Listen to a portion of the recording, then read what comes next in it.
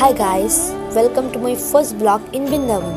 So চলো আপনাদেরকে দেখাই বৃন্দাবনে ঘুরতে যাওয়ার দ্বিতীয় দিনের কিছু স্মৃতি। তো ফার্স্টে আমরা বেরোয় পড়লাম সেই কারাগারে, যেখানে মাতা দেবকী এবং পিতা বাসুদেবকে বন্দি করে রেখেছিলেন কংস রাজা, এবং সেখানে ভগবান শ্রীকৃষ্ণ জন্মগ্রহণ করেছিলেন। তারপর আমরা গেলাম গোকুলের সেই মন্দিরে, যেখানে কিছু অংশ বর্ষানাতে পড়ে, আর সেখানে আমাদের রাধারানী জন্মগ্রহণ করেছিলেন।